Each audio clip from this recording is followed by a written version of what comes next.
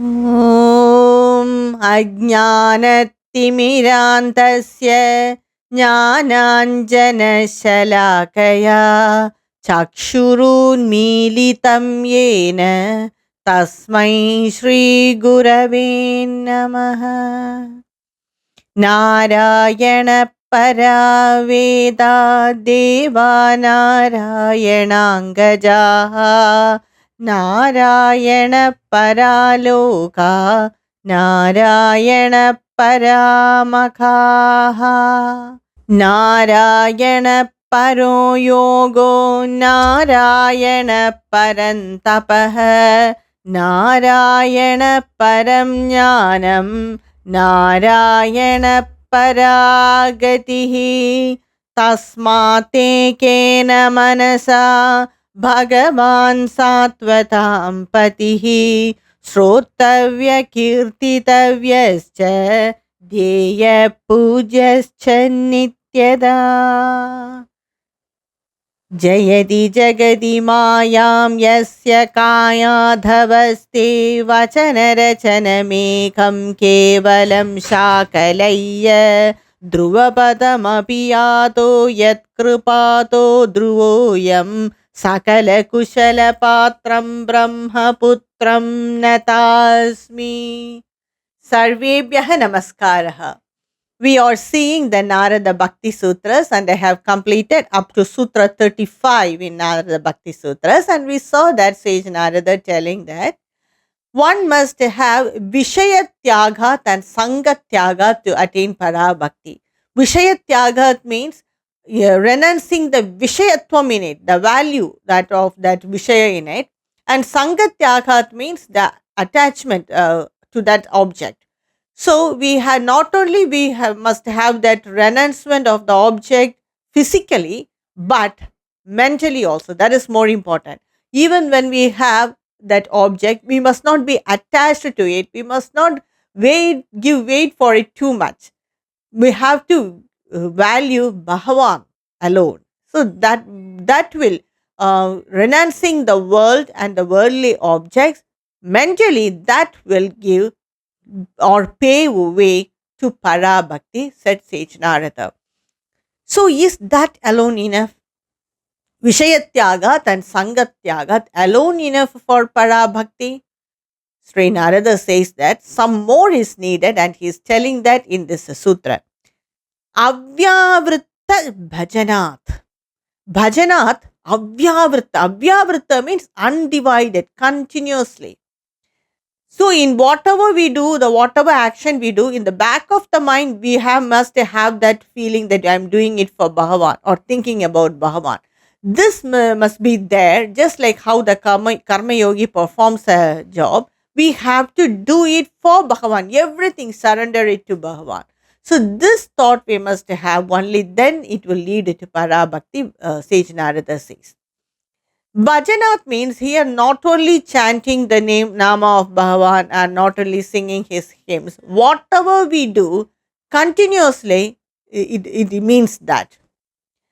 In our life, sometimes it is not possible. Whatever we do, we have to do it for a long period of time. But what we do is we practice it for some time. We may or we may not get results. We may get results, then we will continue. We may not get results, then we will leave it halfway. The thing is, once when we do it for a long time, it may or may not give result, but we have to continue that practice itself. For example, when you plant a very small tree, it may give flowers soon, but it will die soon also. It will not stop giving flowers soon also. But when you plant a big tree, it may take time to grow, but it will give fruits for a long, long time, for many, many years. So just like undivided bhakti, avyavritta bhakti, undivided bhakti will go on for a long time, but it will definitely give fruits for a long time. So we must not leave in the middle. Dirgha kala, we have to practice it. Another thing is, we must not do it out of compulsion or out of a fear for someone or out of for gaining name and fame. So this bhakti should not be for all this. It should be for our self evolvement with a love in our mind. We have to perform this bhakti. Then only Avyavrita bhakti also will give effect. If we do it for someone or out of fear or for any other reason, then there will not be a closeness towards Bhagavan. So that is not Parama Prema. It can be Gauna Bhakti but not Parama Prema. And another thing is we must take this sadhana as an opportunity to worship Bhagavan. Then only we will not skip practices. In our busy world, definitely there is a tendency to skip practices. So what we do is sometimes we will practice, then after that, due to our workload or something, we will leave it halfway. Then after some time we will practice. So there will be break again and again. So when there is a break, that will weaken our mind, because again when we start it, everything will be anew and we have to start it again. So that will weaken our mind, and during this period of time, there can be any type of negative influences. Maybe some people will say, "Why are you doing it again and again? You cannot continue it. So why are you doing it? Or what good did you get by doing this?" So all these words will we have to hear from others, or our mind itself will say, what is the use of performing all this? Sometimes our mind becomes weak. So avyavrita bhakti and bhajanat has to be should be done or taken as an opportunity to worship Bhagavan. That is very important, says the Sage Narada. And once when we have to, when you sit for worshipping Bhagavan, chanting hymns or mantras or whatever it be, we have to fix our mind on Bhagavan. We should not do it in a mechanical way. Most of the time we do that. Our mouth will be chanting mantras, we will be chanting the slokas, but our mind will be somewhere in the office or with our kids going to school or whatever it be. In the worldly matters. But by that, we will not get the results very soon. In the beginning we may not have that practice, so we can imagine the rupa of Bhagavan, concentrate on that rupa itself, kesadipada or padadi kesha, like this we can meditate each part of Bhagavan. So after that, slowly the mind has to we have to draw our mind in, and we have to chant the name of Bhagavan internally in our mind. So after some time, even that should stop, and we must enjoy the bliss of Bhagavan. It has to develop in that way. Only then it will lead to para bhakti. And another thing is, this sutra can be interpreted in another way also. The first is avyavrita bhajana. The next is avyavrita bhajana. That is vrita and vrita is different. Avyavrita bhajanat means we can assume any relationship towards Bhagavan, and that can be a permanent relation like that.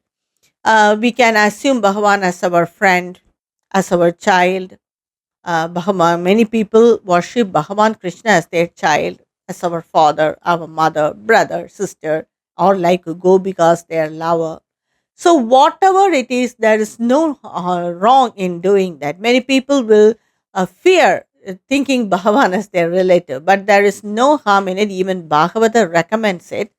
So, we can assume Bhagavan in any of our relationship and then think about him continuously as if talking to him, he replying to us, explaining to us our mental difficulties and all that we can do. So, by that way, we can be completely in connection with the Bhagavan, undivided bhakti. But this rupa and this talking to Bhagavan, everything will wither off after some time when the bhakti becomes intense. We don't feel like speaking to Bhagavan or talking to Bhagavan. We feel like just thinking about him, and even that rupa will fade away from our mind after some time. So, enter that bliss alone will be there. So these are all different stages, development of para bhakti. But whatever it is, one must need the avyavrita bhajana, continuous, undivided bhakti. And so for some people, it may or may not be possible. So what can they do? Sage Narada tells in the next sutra, Sutra 37, Loke bhi bhagavad guna shravana kirtanat. So if that is not possible, what can they do? They can also Bhagavat Guna, that is thinking about or um, chanting about his guna, that is his excellences, his good gunas, what are all his divine nature. Shravana Kirtana, they can either hear or they can sing it. When we go to satsangs, those acharyas, they will tell about the excellences of God. So some people derive pleasure in it, even though they are hearing it again and again. Many people go to Bhagavata Saptahas for almost all the Saptahas. Whoever do the Saptaha, they will go there and hear again and again that Bhagavata. They derive some pleasure out of it. So by this way, the mind gets purified. If we do not have time to meditate on Bhagavan or sit for puja like that, then this is another way, hearing about Shravana and Kirtana. We can also sing about the glories of Bhagavan, what all he did in the childhood play of Bhagavan, all that we can do. So, all these are all very good practices to keep our mind attached to Bhagavan. When we do not have time in our daily life for sitting for meditation, because even in our busy schedule, if you then our mind will go back, it will go out, we cannot concentrate. So, for such people, initially they can train their mind by Shravana and Kirtana. They can attend satsangs or they can read the books like this. And whatever way it may be, they can worship Bhagavan by doing puja, by doing abhisheka, doing dhyana, Shravana, Smarana, Kirtana, anything we can do. But Abhyavrata Bhakti or Abhyavrata Bhajana should be there, says Sage Narada. And he tells in the next sutra about some more techniques to improve this bhakti, which I will continue in my next upload. Om Namo Narayanaya